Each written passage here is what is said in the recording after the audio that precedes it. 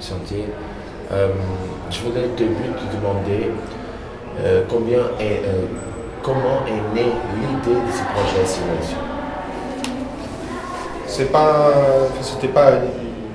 pas parti d'une idée, le film est né d'une rencontre. C'est un ami français qui s'appelle Éric Marais et qui connaît quelqu'un ici à Porto qui s'appelle Paola França, qui est docteur en sciences sociales et qui dirige un important dispositif d'aide et d'accompagnement aux sans-abri.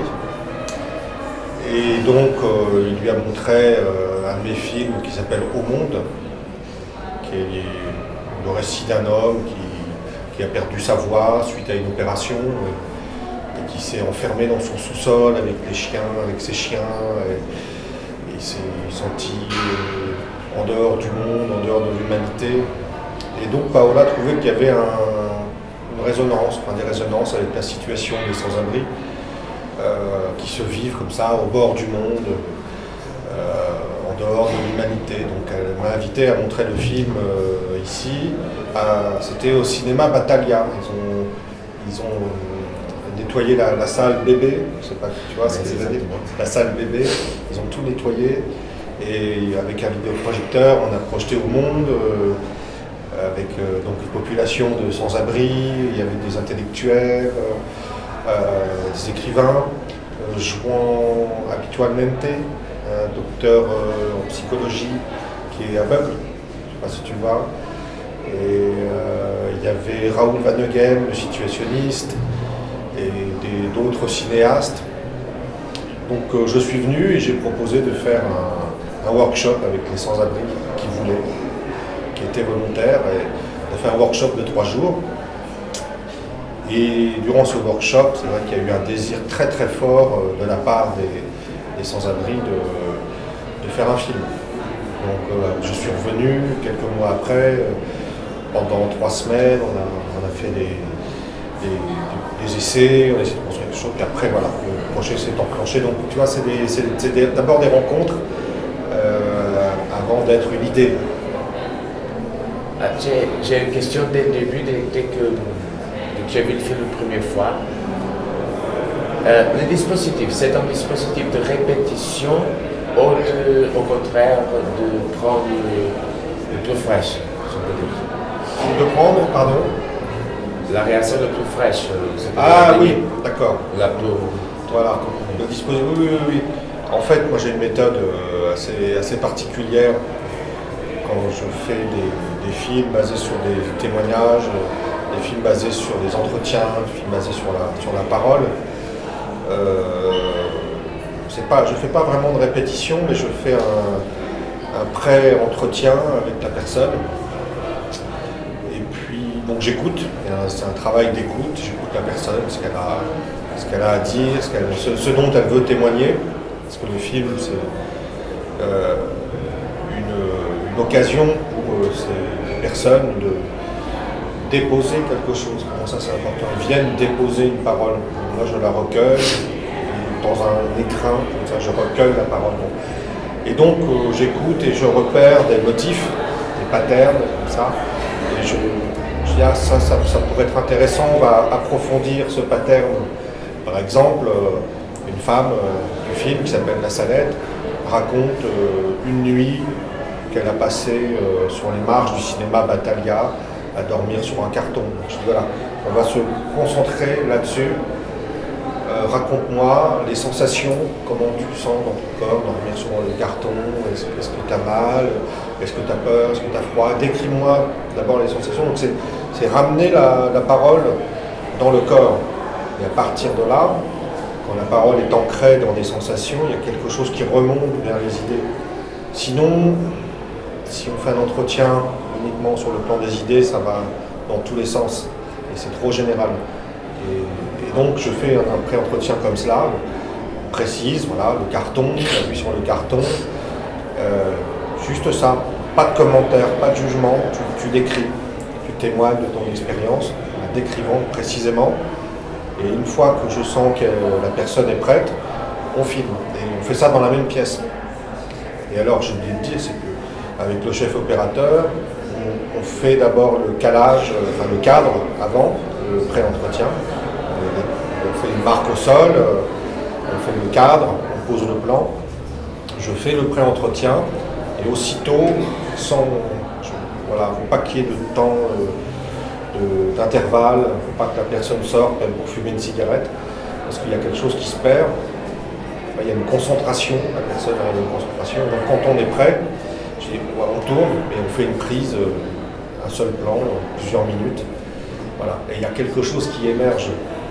Ce à quoi je suis sensible, c'est sentir que la parole émerge au moment où elle est proférée, qu'elle s'ouvre comme une fleur centre, qu'elle s'ouvre. Il n'y a pas de texte écrit avant. C'est pas un texte qu'on répète. Et je prépare l'entretien, je crée une situation de concentration pour y arriver. Voilà. Très bien. Continuons dans ce sujet. Les résultats sont très différents, c'est-à-dire on a des cathares, on a des choses, c'est tout à fait des choses qu'ils veulent raconter, et, un truc qu'ils ont créé, c'est ça, qu'ils ont écrit, sont très différents. Très différents. C'est-à-dire que il y a quelques qui sont plus exposés que d'autres.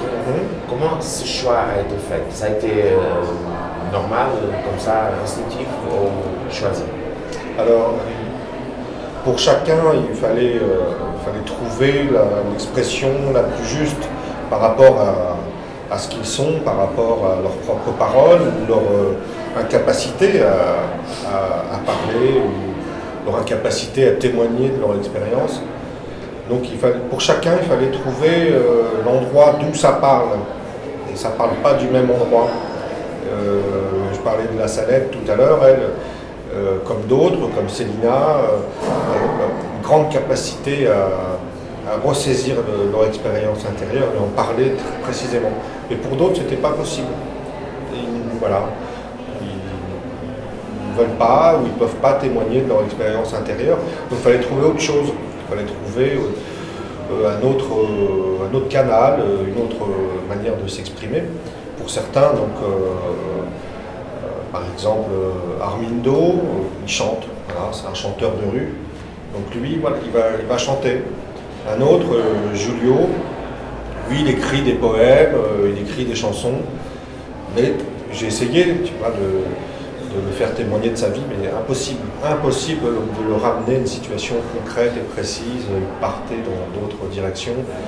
Lui, c'est la poésie, c'est l'art, c'est la beauté. Donc voilà, lui, la place que je lui ai donnée, c'est ses poèmes. Donc effectivement, lui, il a lu un poème, il lit un poème dans le film qui s'appelle Le Vide, et une chanson qui s'appelle Odeus. D'autres, il y a un personnage que j'aime beaucoup qui s'appelle Jouan. Je peux raconter l'histoire rapidement, parce qu'elle est intéressante. C'est que quand on s'est vu pour le pré-entretien, quand je dis pré-entretien, c'est l'entretien avant de filmer. Il m'a dit, oui, moi j'ai rien à dire, je dis ce que tu veux, tu m'écris ce que tu veux que je dise, et je le dis. Je dis, ben non, enfin ça marche pas comme ça, on peut pas faire ça. Donc on a cherché, on ne trouvait pas, je posais des questions, essayer de l'amener à une situation de vie concrète, mais j'y arrivais pas. Et finalement, j'arrive à une situation, c'est la première fois qu'il rencontre le groupe de sans-abri, une réunion, et il dit je ne suis pas un sans-abri, je vis chez mon père. Il me dit 3 fois. Je dis on va faire ça. Donc je l'ai filmé. Disant 3 fois, je ne suis pas un sans-abri, je vis chez mon père. Alors, c'est pas dans le film, mais voilà, j'ai fait ça. Il le dit 3 fois, je dis, on fait la même chose, tu vas le dire 10 fois, il le dit 10 fois. Puis 3e plan, je dis, voilà, tu répètes jusqu'à que je te dise d'arrêter. Donc il l'a fait pendant 3-4 minutes, il a dû le répéter 30 fois ou 40 fois. Et je trouvais que plus il répétait cette phrase, plus il était présent. Plus il y avait une intensité, et plus il était là. Alors que justement dans la parole, il n'est pas là, il n'a rien à dire, il ne peut pas s'exprimer. Et donc j'ai eu l'idée de répéter C'est le principe de répétition. Il y a la scène avec la chaussure, je ne sais pas si tu te souviens. Il est assis, il prend la chaussure devant, et il fait comme ça, puis il la reprend, il la met là. Et puis je lui ai fait répéter une phrase de Beckett. Il faut continuer, je ne peux pas continuer, je vais continuer. Et c'était lui, voilà. C'est la manière que j'ai trouvé de l'inscrire dans le film. Donc pour chacun, il fallait trouver la meilleure inscription, mais à partir de leur matière, à partir de ce qu'ils sont. Ce dispositif. Voilà, c'est ça. Donc le dispositif s'adapte à chaque fois à la personne. Et c'est pour ça que c'est une méthode qui prend beaucoup de temps. Moi, on a filmé sur 2 ans. Je suis venu, je sais pas, 4 ou 5 fois, 3 semaines, 4 semaines. Voilà. C'est de l'écoute et pour chaque personne, il faut trouver le meilleur dispositif, la meilleure expression. Et c'est pour ça que le film est très disparate. Enfin, l'expression est très différente. Après, c'est vrai qu'il y a des personnages de premier plan, de second plan, puis ceux qu'on voit dans les tableaux. Mais c'est aussi, ça correspond à l'investissement de personnes. Ceux qu'on voit le plus, c'est ceux qui étaient là tout le temps, en fait. Certains disparaissaient, ils venaient à une session, puis la session d'après, on ne sait pas où ils étaient. Ils étaient partis, on ne les voyait plus, puis après ils revenaient, donc voilà, c'est ça aussi. Donc les personnages principaux, c'est pas que j'ai choisi les principaux, mais c'est ceux qui étaient là tout le temps en fait. Voilà. Et les plus investis dans le film, sans doute ceux qu'on va voir ce soir, là, c'est eux. Et je vais aussi. Qu'est-ce que vous croyez que c'était le sentiment d'expérience des gens après participer à ce projet? Qu'est-ce qu'ils ont gardé? Ça a été une expérience très forte pour tout le monde, je crois. Enfin, pour moi, ça a été fort. C'est la rencontre avec les personnes déjà. J'ai été très touché par leur récit, leur situation, leur parcours. Et puis c'est vrai, quand on entre dans l'intimité des personnes, on est dans la relation. On ne peut pas rester en dehors. Donc, il y a quelque chose qui se noue. Ils déposent quelque chose de leur vie, donc là on est liés. Ça c'est vrai pour tous les films que j'ai faits, tous les personnages. Et il y a eu une expérience une expérience communautaire, on va dire. L'objet film nous a rassemblés. Et l'objet film a créé du lien entre les personnes qui se connaissaient mais qui constituaient pas un groupe. Ces personnes ne constituent pas un groupe. Le milieu des sans-abri est assez atomisé. Il y a des relations amicales, mais qui sont assez fragiles. Il y a des histoires entre eux. Il y a parfois il y a des problèmes à cause du partage de cigarettes. Ils se battent, et puis le lendemain ils sont de nouveau amis. Bon, c'est très instable. Les relations sont très instables. Mais là, ce processus a créé quelque chose entre eux d'assez fort. Et il y a eu le développement d'une conscience politique. Un certain nombre d'entre eux, 4, 5, des gens qui ne sont pas dans le film, et dans la situation sans-abri, ont créé un groupe politique et qui s'est organisé et qui a porté plainte contre l'État portugais pour la suppression de droits, notamment des aides au logement qu'on a supprimées injustement.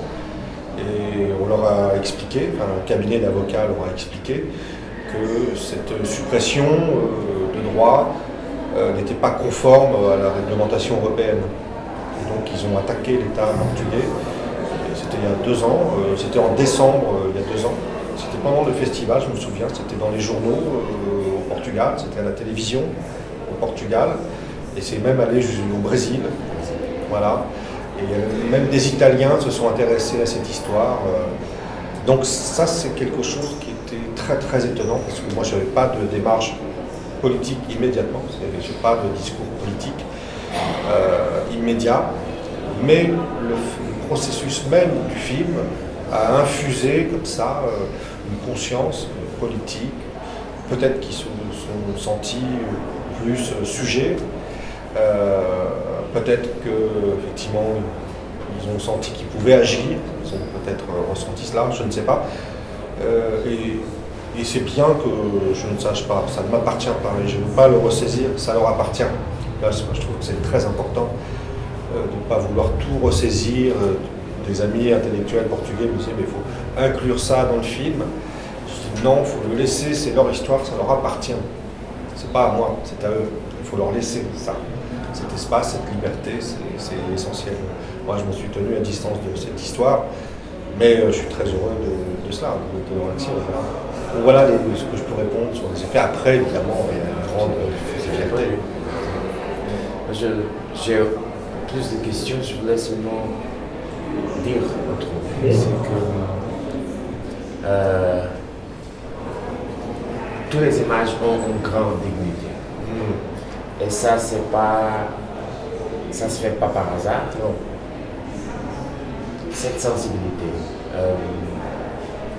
Il y a une équation, un truc comme ça, où chacun le sent comme il doit faire. Alors, moi je viens de la peinture, avant de faire des films, je faisais de la peinture, donc là il y a une dimension picturale très forte dans ce film, qui a été amenée par plusieurs choses.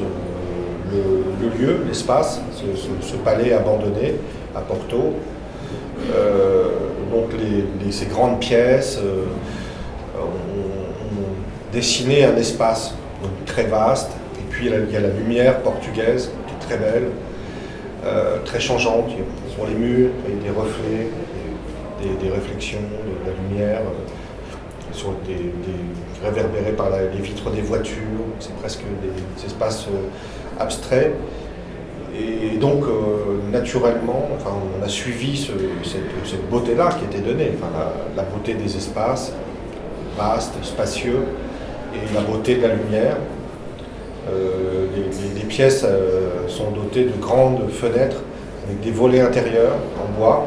Donc on modulait les volets, on modulait la lumière en ouvrant ou fermant les volets plus ou moins. C'était comme un studio. Et puis, disons que le film ne serait pas ce qu'il est sans ma collaboration avec Adrien Le Couturier, qui est le chef opérateur du film. Donc ça a été aussi une belle rencontre, la première fois qu'on travaillait ensemble. Et lui, il a un grand sens de la lumière et de l'espace. Donc vraiment, on a composé les plans, chaque plan tous les deux, très précisément. On posait un plan, on avait vraiment le temps qu'il fallait, demi-heure, trois quarts d'heure, une heure. Et le film sort grandi de cela. Merci. Ça va, ça te va?